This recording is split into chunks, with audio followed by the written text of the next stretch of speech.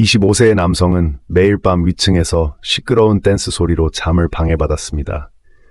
참다 못한 그는 대걸레를 들고 위층으로 올라가 무슨 일이야? 나를 죽이려고 하냐? 라고 외쳤습니다. 두 여자는 그를 밀어 넘어뜨리고 문을 잠갔습니다. 남성이 문을 계속 두드리자 두 여자는 다시 문을 열어 그를 밀어내어 바닥에 넘어뜨렸습니다. 남성은 문 밖으로 튕겨나가 머리를 난간에 부딪혀 거의 기절할 뻔했습니다. 그러나 두 여자는 그를 무시하고 문을 닫았습니다. 할머니가 남성을 발견하고 경찰을 불러 사건이 발생했습니다. 남성은 두 여자가 자신을 죽이려 했다고 주장했지만 두 여자는 남성이 먼저 대걸레로 위협했다고 반박했습니다. 경찰과 이웃들은 두 여자의 무책임한 행동을 비난하며 의료비 일부를 부담하라고 했지만 두 여자는 이를 거부했습니다. 경찰은 이 사건을 조사하며 두 여자의 불법적인 행위가 큰 문제로 이어진 사례라고 밝혔습니다. 남성의 상처와 고통에도 불구하고 두 여자는 끝까지 책임을 회피하며 논란을 일으켰습니다. 이 사건은 이웃 간의 갈등이 어떻게 심각한 법적 문제로 발전할 수 있는지를 잘 보여주는 사례입니다. 또한 사회적 책임감과 법적 의무를 무시한 결과가 얼마나 심각한지를 경각심을 일깨우는 사건으로 평가받고 있습니다. 이 영상의 남자는 순간이동 마법을 배우고 이불을 덮고 사라지면 곧바로 다른 곳으로 이동하는 능력을 선보였습니다. 이불이 다시 열리면 그는 이미 사라져 있으며 이 장면은 프로그램 제작진을 놀라게 했습니다. 이후 그는 방에서 나와 다양한 마법을 시연했습니다. 예를 들어 감자에 드라이어를 불면 감자가 맛있는 감자튀김으로 변하고 막대사탕이 너무 작다고 생각되면 나무 막대 하나로 크기를 몇 배로 늘려버립니다. 손으로 공중에서 포도를 짜내고 포도주스 한 잔을 만들기도 했습니다. 프로그램 제작진이 시식해본 결과 포도 맛과 똑같았다고 전했습니다. 세상에 정말 이렇게 신기한 마법이 존재할까요? 사실 이 남자는 특수효과 전문가로 이 모든 마법 장면은 컴퓨터로 제작된 것입니다. 어릴 적 초능력을 가지는 상상을 하던 그는 우연히 컴퓨터 특수효과를 배우게 되었고 그 재미에 빠져 어린 시절의 꿈을 특수효과를 통해 구현하기로 했습니다. 그는 일상적인 상황을 이용해 많은 사람들을 놀라게 할 작품을 만들었고 이를 온라인에 올리자 많은 팬들을 얻었습니다. 전문가들도 그의 상상력과 특수효과 기술에 대해 높은 평가를 하며 그의 미래가 밝다고 예측했습니다. 그는 졸업 후 미디어 회사에 입사해 더 많은 재미있는 작품을 제작하는 것이 꿈입니다. 그의 꿈이 이루어지기를 바랍니다. 그리고 지난 에피소드에서는 한 할머니가 집 벽에서 자주 이상한 소리가 나는 것을 발견하여 논란 이야기로 이어집니다. 장수성의 한 식당에서 주인이 하루의 바쁜 일정을 마치고 문을 닫고 쉴 준비를 하고 있을 때 통제되지 않는 물소 한 마리가 갑자기 식당으로 돌진해 왔다.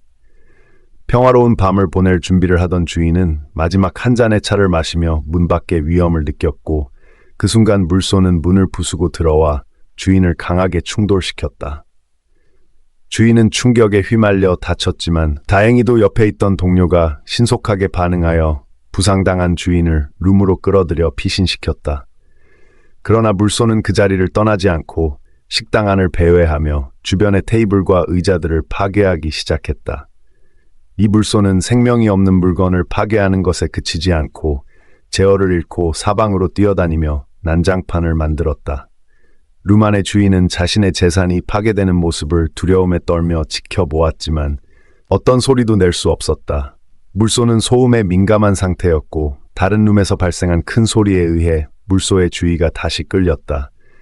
룸의 주인이 실수로 테이블과 의자에 부딪혀 큰 소리를 내자 물소는 다시 룸을 확인하기 위해 들어왔다. 그 상황에서 주인은 극도로 두려웠지만 다행히 물소는 문 앞에서 멈추었고 추가적인 공격을 하지 않았다. 2시간에 걸친 긴장된 대치 끝에 물소는 결국 식당을 떠났다.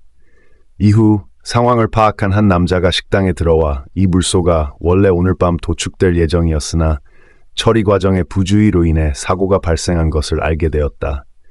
도축장 주인은 이 사건에 대해 적절한 보상을 이것은 광저우의 한 엘리베이터에서 촬영된 이상한 장면입니다. 그날 밤 순찰 직원이 이 모니터 화면을 주목했습니다. 다른 모니터들은 아무런 움직임이 없었지만 유독 이 엘리베이터 모니터에서만 엘리베이터 문이 열렸습니다. 이미 새벽 3시가 넘었지만 이 시간에 사람이 있는 것도 국내에서는 정상으로 여겨질 수 있습니다. 문제는 엘리베이터 문이 열렸음에도 불구하고 아무도 들어오지 않았다는 점입니다. 순찰 직원은 엘리베이터에 고장이 난 것이라 생각하고 안심했습니다. 하지만 그 다음에 발생한 일은 그의 등을 오싹하게 만들었습니다.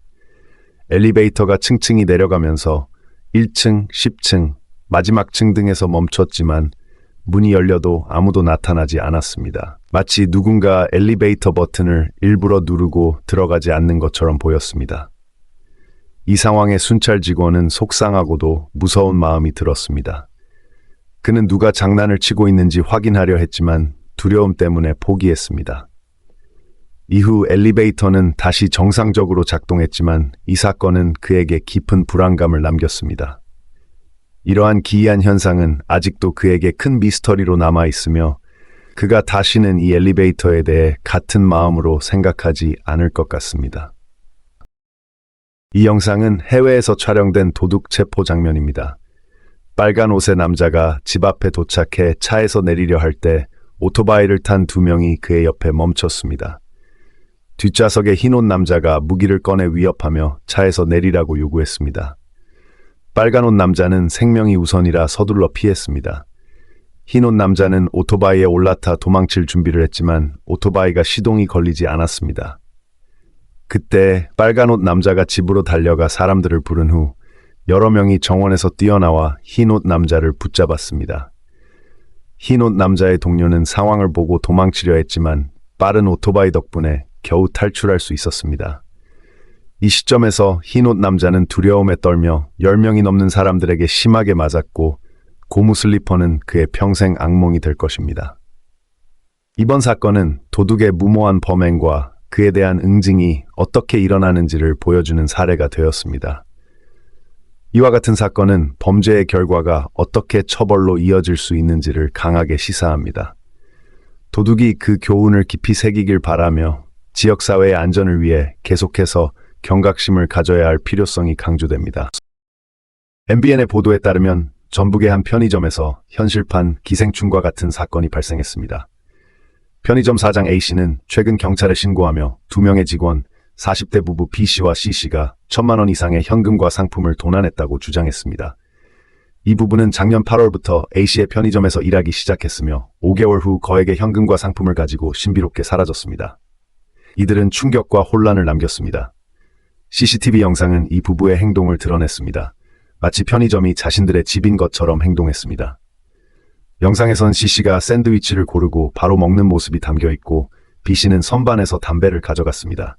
세제, 과자, 음료수 등을 계산하지 않고 가져가며 편의점의 물건을 자신의 개인 저장실처럼 자주 사용했습니다. 더욱 놀라운 것은 이들이 금고 안에 현금까지 동원했다는 점입니다.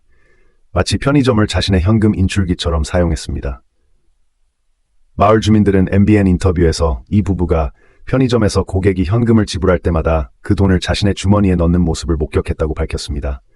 마치 무언의 강도와 같은 행위였습니다. A씨는 아이가 있는 이 부부의 행동을 보고 매우 충격적이고 실망스러웠다고 말했습니다. 그는 이것을 영화 기생충과 같다고 비유했지만 현실에서 벌어진 일이라 믿기 어렵다고 전했습니다. 더욱 충격적인 것은 B씨가 과거에 사기죄로 재판을 받은 적이 있다는 점입니다. 그의 과거 행동은 현재의 범죄 행동을 예고한 것처럼 보입니다. 이 사건은 편의점 관리의 허점을 드러냈을 뿐만 아니라 사회 일부 사람들의 도덕과 법에 대한 무시를 반영합니다. 경찰은 현재 이 사건을 조사 중이며 빠른 시일 내에 진상을 밝혀 피해자에게 공정한 보상을 제공하기를 희망하고 있습니다.